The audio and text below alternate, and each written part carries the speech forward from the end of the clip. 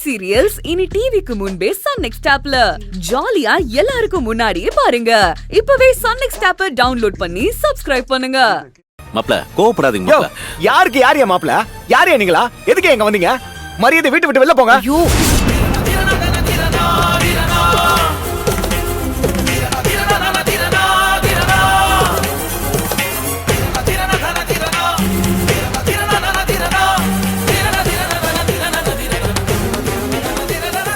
என்ன பேசிட்டு இருக்க நீ?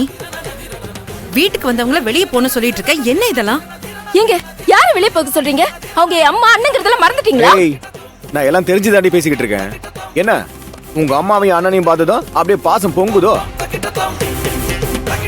நடந்த அவமானம் எல்லாம் மறந்து போச்சா இல்ல மனசு மறுத்து போச்சா? அதான் அவங்கள பார்த்தது அப்படியே கொஞ்சம் கொலாவிட்டு இருக்கியா? அன்னைக்கு சபையில அத்தனை பேர் முன்னாடி என்னை எப்படி எல்லாம் பேசி அவமானப்படுத்தினாங்க.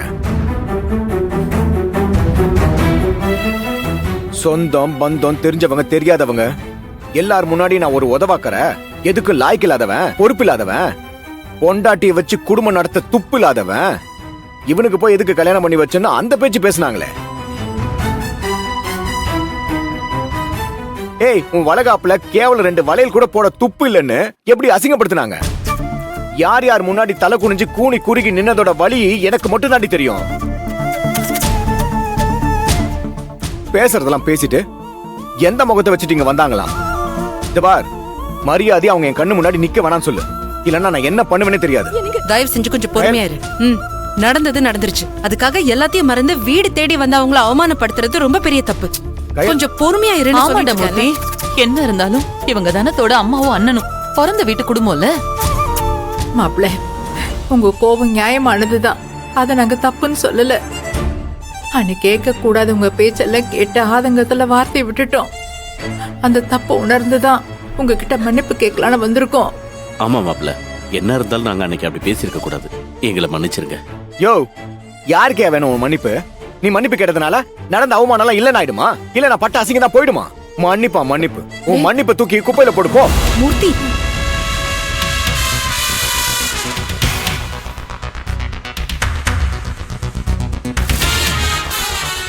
கொஞ்ச நஞ்சா பேச்சா பேசுனீங்க. நீங்க பேசின ஒவ்வொரு வார்த்தையும் இன்னும் என் காதுல கேட்டுக்கிட்டே இருக்கு. மாப்ள அது வந்து யோ, இன்னொரு தடவை மாப்பிள்ளை கீப்பிள்ள ஏதாவது கூப்பிட்ட மரியாதை கெட்டு சொல்லிட்டேன். அம்மாவுக்கும் பிள்ளைக்கும் நான் தான் மாப்பிள்ளை இப்பதான் தெரியுதுல்ல.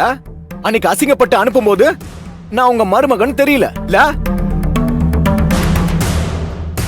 நான் உங்க வீட்டு மாப்பிள்ளையா இருக்கவே தகுதி கிடையாது. என்ன மாதிரி ஒருத்தனை மருமகன் சொல்றதுக்கு அவமானமா இருக்குன்னு சொன்னீங்கல்ல, அந்த அவமானம் இப்ப எங்க போச்சு? என்னங்க என்ன பேசிட்டு இருக்கீங்க? அவங்க தான் பண்ண தப்புக்கு வந்து மன்னிப்பு கேக்குறாங்கல்ல, அப்புறம் ஏங்க அவங்க மனசு இப்படி வார்த்தையால நோக்கடிக்கிறீங்க? வேண்டாங்க, உங்க கோபத்தெல்லாம் விட்டுருங்க. அவங்க தான் வந்து மன்னிப்பு கேக்குறாங்கல்ல, எல்லாத்தையும் மறந்து நம்ம வேணும்னு திரும்ப வந்திருக்காங்க. அவங்கள அவமானப்படுத்திடாதீங்க ப்ளீஸ். என்னடி ஆளாளுக்கு மறந்துன்னு சொல்லிட்டு இருக்கீங்க? மானத்தையும் கௌரவத்தையும் போட்டுக்கிற சட்ட பேண்ட் நினைச்சுக்கிட்டு இருக்கியா? ஒண்ணு போனா இன்னொன்னு கழட்டி மாட்டிக்கிறதுக்கு. மானனா உசுருக்கு சமண்டி. ஒரு தடவை போனா போனதுதான். அசிங்கப்படுத்தினவங்க மறந்துடலாம், ஆனா அசிங்கப்பட்ட என்னால மறக்க முடியாது.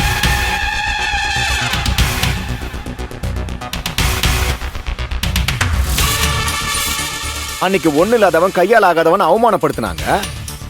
இன்னைக்கு அவங்க நினைச்சதுக்கு மாறா சொந்தமா ஹோட்டல் வச்சு கை நிறைய சம்பாதிக்கிறேன்னு தெரிஞ்சதும் எல்லாத்தையும் மறந்துட்டு வெக்கமே இல்லாம வந்து நிக்கிறாங்க. கருமம், என்ன ஜென்மமோ தெரியல.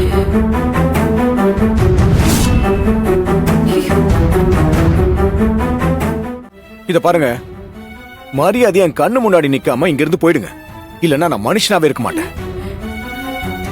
போயிடுங்க. போதுமாங்க, போதுமா? இல்ல இன்னும் அவமானப்படுறதுக்கு மிச்சம் ஏதாவது வச்சிருக்கீங்களா? இதுக்குதான் இங்க வர வேணாம்னு சொன்னேன், கேட்டீங்களா? அவர் எப்படி எல்லாம் அவமானப்படுத்துறாரு பாத்தீங்களா? விஜய், இதுக்கு மேல ஒரு நிமிஷம் இங்க நின்னா கூட நம்ம கழுத்தை புடிச்சு வெளியே தள்ள கூட தயங்க மாட்டாங்க. பட்ட அவமானம் எல்லாம் போதாதா? எல்லா பேச்சும் வாங்கிக்கிட்டு நிக்கிற அளவுக்கு நாம ஒண்ணும் தரம் கேட்டு போகல. அக்கா ப்ளீஸ், நீங்க கோவப்படாதீங்க. மூர்த்தி கிட்ட நான் பேசுறேன்க்கா. நீ என்னமா பேச போற? அதான் பேச வேண்டியதெல்லாம் உன் அண்ணன் பேசிட்டாரே. அப்படி இல்ல. நீ சொன்ன பேச்ச கேட்டு நாங்க வந்தோம்ல, அதுதான் எங்க தப்பு. ஏய் சும்மா இரு. விஜி, என்னமோ சொன்னியே, என் அண்ணன் முன்ன மாதிரி இல்ல, நீங்க வந்து பேசினா எல்லா பிரச்சனையும் தீந்துரும்னு. எங்களை அவமானப்படுத்தி கேவலப்படுத்துறதுக்காக தான் இங்க வர சொன்னியா? ஐயோ அப்படிலாம் இல்லக்கா. போதுமா, நீ ஒண்ணும் சொல்ல தேவையில்ல. என்னமோ ஒரு ஹோட்டல் வச்சிருக்காராம், கை நிறைய சம்பாதிக்கிறாராம். நாங்க ஏதோ பணத்துக்காக வந்த மாதிரில பேசிட்டு இருக்காரு. யாருக்கு வேணும் உங்க பணம்? கூட பிறந்த தங்கச்சியாச்சேன்னு எல்லாத்தையும் மறந்து பாசத்துல பாக்க வந்தா என்னமோ பணத்துக்காக தான் வந்தோன்னு சொல்லிக்கிட்டு இருக்காரு. இதெல்லாம் எங்களுக்கு கேட்கணும்னு ஒன்னும் தலையெழுத்து இல்ல. தலையெழுத்து இல்ல, அப்ப கிளம்புங்க. உங்களை யாரும் இங்க இருக்க சொல்லி புடிச்சு வச்சுக்கல. டேய் மூர்த்தி, அம்மா விடுமா, ஏதோ பெருசா அவமானப்படுத்துற மாதிரி பேசிக்கிட்டு இருக்காங்க. அன்னைக்கு சபையில அத்தனை பேர் முன்னாடி என்ன அவமானப்படுத்தும் போது எனக்கு எப்படி இருந்திருக்கும், அந்த வலி என்னன்னு இவங்களுக்கு புரியட்டும். இது பாருங்க, நீங்க பேசுனதுக்கெல்லாம் இதோட விட்டு வச்சிருக்கேன்னு சந்தோஷப்படுங்க. மரியாதை வெளில போயிடுங்க. போகதான் போறோம், நாங்க ஏன் நிக்கணும்? போங்க, ஏங்க போங்க. அத்தை வாங்க அத்தை. ஏய், வாங்க. இருடி. அம்மா அண்ணல வாங்க. சம்மதமா சொல்லுங்க கேளுமா. கையை விடுறி. வாங்கன்னு சொல்லுங்க. தேவையில்ல வேலை. ஏய் இருடி சொல்றேன்ல. ப்ளீஸ் ஏய் கையை விடுறி. வாங்க. என்னடியா சொல்ற?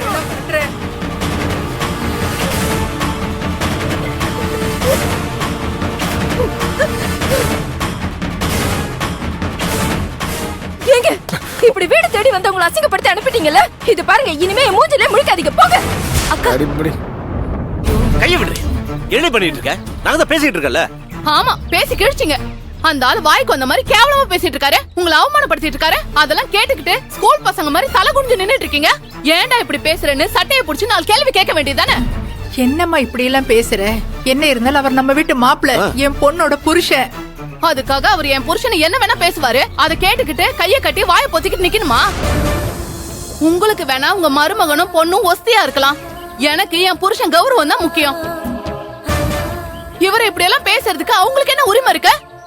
அவங்க கிட்ட கண்டபடி பேச்சு வாங்கணும்னு எங்களுக்கு என்ன தலையெழுத்தா? ஏய் அறிவுகிட்ட தன்மா பேசிட்டு இருக்காரு. இப்ப நம்ம சண்டை போட வந்தோம். ஏற்கனவே நடந்த பிரச்சனையை சமாதானப்படுத்தி திரும்ப 2 குடும்பமும் ஒத்துமையா இருக்கணும் தானே வந்தோம். அவர் தான் ஏதோ கோவத்துல பேசிட்டு இருக்காருன்னா பதிலுக்கு பதில் நீ எகிரிட்டு இருக்க. அவர் என்ன நினைப்பாரு? ஆமாம்மா, என்ன இருந்தாலும் தப்பு நம்ம மேலயும் இருக்குல்ல. வீட்டு மாப்பிள்ளைன்னு கூட பார்க்காம அவரை சபையில வச்சு மரியாதை இல்லாம பேசிட்டோம். அந்த கோபமும் ஆதங்கமும் அவருக்கு இருக்கத்தானே செய்யும். அதனாலதான் அவர் இப்படி வார்த்தையை விடுறாரு. அவர் கோவமா இருப்பாருன்னு தெரிஞ்சுதான் எப்படியாவது சமாதானப்படுத்தலான்னு வந்தோம். அவர் கோவமா இருப்பாருன்றதுக்காக இஷ்டத்துக்கு பேசுவாரா? அதெல்லாம் கேட்டுக்கிட்டு நிக்க சொல்றீங்களா? எல்லாத்துக்கும் ஒரு லிமிட் இருக்காத்த. நீங்க சண்டை போட்டிருக்கலாம், அவர் ஒரு 4 வார்த்தை பேசிருக்கலாம். அதுக்காக தானே மன்னிப்பு கேட்க வீடேறி வந்திருக்கீங்க. ஆனா என்ன பண்ணாரு அவரு? உங்க 2 பேரையும் ஒரு மனுஷங்களா கூட மதிக்காம என்ன பேச்சு பேசினாரு பாத்தீங்கல்ல?